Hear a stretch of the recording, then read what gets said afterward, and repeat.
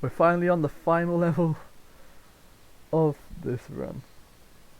Um, I'm Chiron, and this is the final part of my 27-part Bee Hatching Giant Egg 80% tutorial. And today we will be covering Giant Palace 1, the final level. Again, the fight against Dark Raven. This is actually quite easy for a final level. Some people might remember this level being a nightmare casually, but this level is actually quite a cakewalk in a speedrun perspective. There's one trick that you might choke on the final bit because it's the final part. Final level, it's such an easy level, Ludicrous. And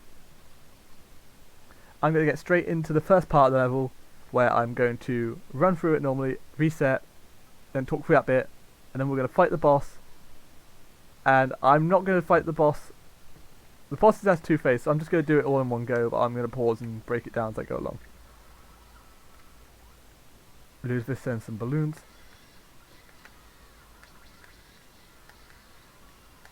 Behave, cats. Thank you.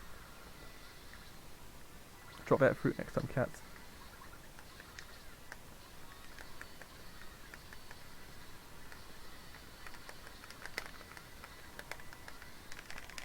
Shout outs to Combstrat.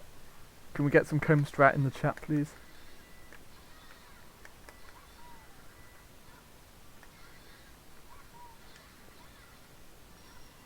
Do you remember when Clown fucked his run up because he messed his bit up? Is that the right spacing? I think that's the right spacing. It's been so long since I've done an actual palace skip. Regardless, it's an easy strat. I don't care what anyone says.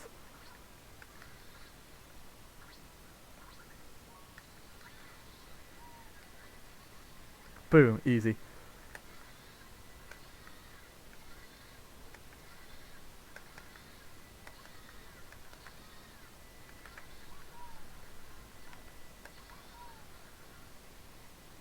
We're not going to do the clam special jump, we're just going to do the safe jump.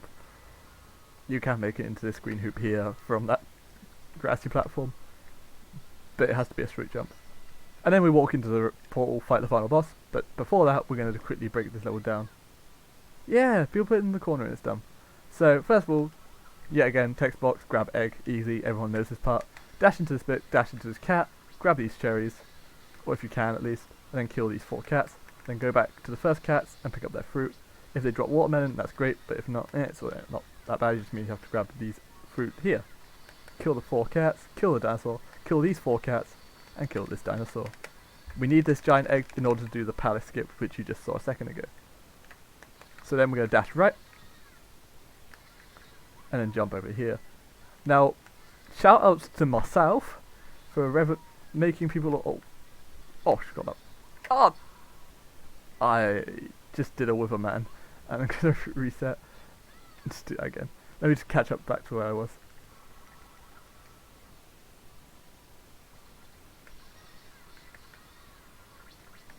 Hey Ludus, do you think getting up there without having to roll would be faster?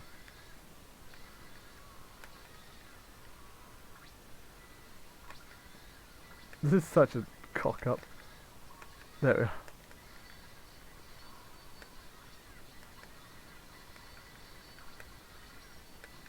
Like you got up and then just grabbed the egg, rather than get up and roll. I feel like it would be just faster. I'm not going to experiment now in the tutorial, but I think that'll be cool. So yeah, you want to get up here and roll. And then quickly kill dinosaurs before the hitboxes become active. And then put your egg. Right, so the best way I can describe it is you see these little bits of tile here where Billy's standing. Let me move this egg out of the way. Actually, firstly, I'm going to just grab the comb egg so I don't lose this fruit. So yeah, you want to grab this comb egg down here. And then grab some fruit. There we are, to get another giant egg. We're going to put this egg back in its crate. Well, I'm just going to mess these eggs up so they both don't go funky. So, see these tiles where Billy's standing? This one, this one, this one, and this one. You want to put your egg directly, so the top middle of it is touching that third tile. So like here, this is like the correct spacing you want. You then want to grab this. Basically, you want to perform a side jump off this weird ass pillar thing. Here. This might take a few attempts. See, I messed it up there because I don't think I lined myself up properly there. So just put the egg back. If you fail, just put the egg back, try again. It's not the end of the world, you don't get it first attempt. I curved so that wasn't going to work anyway, I could tell. So yeah, we're going to line this up one more time. There we are, and you should get a huge boost of height, which gets you up here.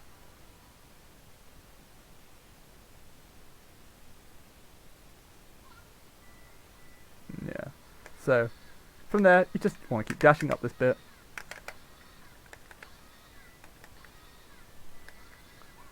So yeah, and then you want to dash over here, and roll down here, and then you just want to dash jump into this green hoop. And roll into that one, or just play safe and just actually just jump. Then get into this blue hoop, into this one, and then go into the portal. So Dark Raven, he's a pain in the ass. If you're on emulator, you might have problem with him because of how the emulator handles his puddle attack. So just keep that in mind. If you're playing on console, this should be no issue. Emulator's going to give you a tough time. If you're playing on PC, good luck, they just become white squares.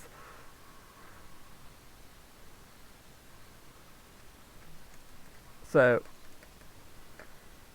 the first thing Dark Raven's going to do is throw out 2 puddles. And now in order to hurt Dark Raven, you have to get rid of one of these puddles by just running, basically clearing up with your egg. So I'm going to run to this egg on the left, and I'm going to dash so I don't get hit by the puddle. So these 2 puddles are overlapping. As you can see, it's sort of like one bit of puddles going into the other. You basically want to clear the puddle by going up and down, you know, progressively going whichever direction you're travelling each time. Kind of like you're mowing the lawn. But when you're clearing the puddle, do not start from where the puddles are overlapping, because the longer you leave a puddle, well, if you leave a puddle untouched for too long, it will regenerate back to its original form, and that includes the part of like a puddle that overlaps. So say you started from the middle and you started clearing up from, you know, the inside and then going into the other one. If the other puddle that you haven't touched respawns, then that part of the puddle which did overlap into the one you're not touching will also regenerate, and you won't be able to cover it all in time, and you'll mess up the phase. So start from the outside in, I guess, if they're overlapping. Like so. So I'm going to start on the right and go towards the left where it overlaps. So I hold the camera up and I just go up and down. Like so. That's all it takes. Up, down, and that cleared the puddle. You can clear both puddles in time, but no, I'm just going to do one. So yeah, so that's where it regenerates. If the part that overlapped would have regenerated too if I cleared that first. So that's why I go from the outside in.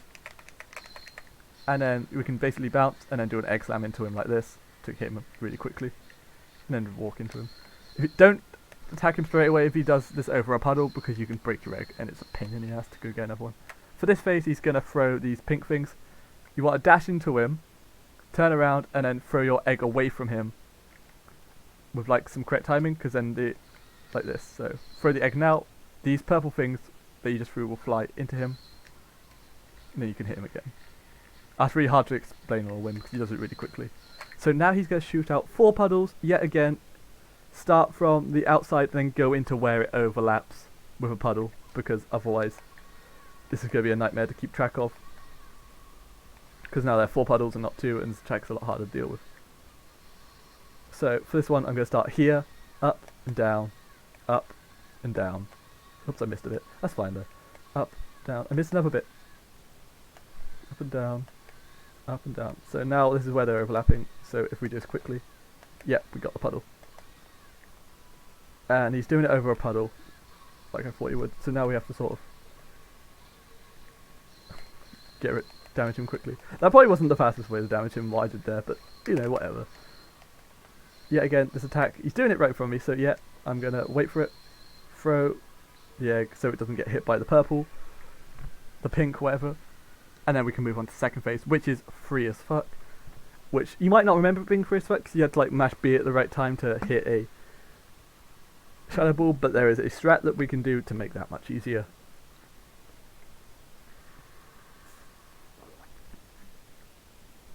Now for the straight away we want to get hit by Dark Raven so that we can progress this battle, because it's slow and painful and makes you want to die. But not really, it's not bad.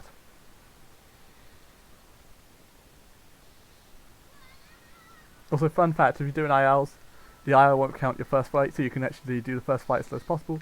You can get hit as much as you want here, it doesn't matter, you get your health back when you get your chicken soup back. So just meme about, do whatever you want. I'm gonna just do circles. Oh, I tried to dodge it, man.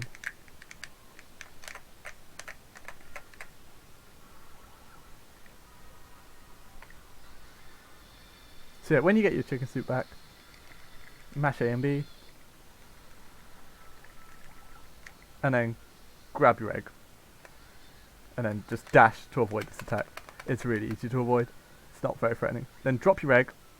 So in order to get the Shadow Ball attacks that he throws at you, first attempt, or like, you know, get it every time, is that when he's growing it, stand under the shadow here, and then when you get hit by it, mash B. And this extends the hitbox of what you're able to grab and makes it much easier to actually get hold of. Oh yeah, be careful when you're hitting him, he can be a bit of a pain in the ass and you can move around. Best thing to do is just keep walking into him, don't dash into him when you're hitting him, because that's when he moves away. For this attack, bounce. Just bounce. Bounce with some good timing. You might have to practice to get your attack timing. Yeah, again, stand underneath it, mash B, and then just walk into him. He's going to do the swoop attack again, but this time with lower visibility. Yet again, just time it, I guess.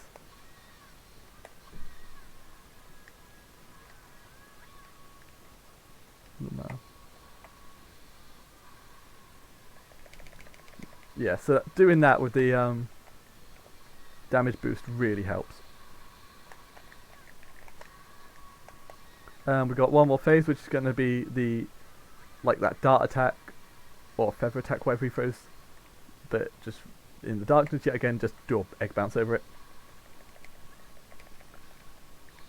And then just smash B, get hit, mash B, 1, 2, and then that's the boss, that's the end of the game. And if you were to split, when you beat the game, you want to do it when you grab the emblem and your feet touch the floor. That's the point in which you split to finish the run. But no, that is the end of the tutorial series, I guess. We're going to play out the credits, I guess, but like, I'll end it midway through. Ludicrous, do you want to say anything in the chat before I sign out? I guess I'll do some closing words as well. So, yeah. So if you got this far and you watched every other part, congratulations. I hope you're on your way to run this game. It's this is my first speed game, and I'm not much of a speedrunner. I'm pretty shit at the other games that I've attempted, like Cat in Time, Mario Odyssey. So just know that this game has some tough tricks in it, but I would say this game is like a high skill floor, you know, like basically the game's easy to get into but hard to master when you want to speedrun it. It's currently, world record is like 109. No, it's 108 now. It's 108.37. And you know, the game's difficulty proves that this game could be like a 107, a 106, but it's just difficult to optimize.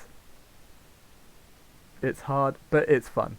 I really enjoy playing Billy Hatcher, and this is why I'm making this tutorial, because I want other people to realise it too. But yeah, that's it. Most of these were beginner strats, but I guess the best thing you can do is just watch VODs of like Zelda Fan, watch VODs of Clam, watch VODs of Squid, watch VODs of Ion. Ion's strats are a bit outdated, but his movement's sick, and that's what gets him 4th place. And you can even watch mine, but I'm not the best. But no, I really want to see this game grow because it's really cool. What else can I mention before we go? I think that's most of it really. Just keep practicing really. Just if you fail stuff in the run, don't reset unless you're really behind on your PB. Like, just know where you went wrong, practice it, try again next time. The only thing really out of your control is the RNG in 5-1. Everything else you can really keep in control yourself. Moles can be a bit of a problem. Sand 2 can be a problem. But like, just try it, I guess. The community is really helpful. If you've got questions, they will help you. This game has quite a lot of potential for being a top speed game. Of course, no one knows what this game is. A lot of people don't, and also it's, you know, the speedrun community is pretty dead at the moment. I think it has potential though. Otherwise, I wouldn't be running it. So, check out my Twitch channel at twitch.tv/Kyrone if you want more biddy content, and check out the Discord community because they are legends. But no, thank you very much for watching. I've been Kyrone, and I'll see you around.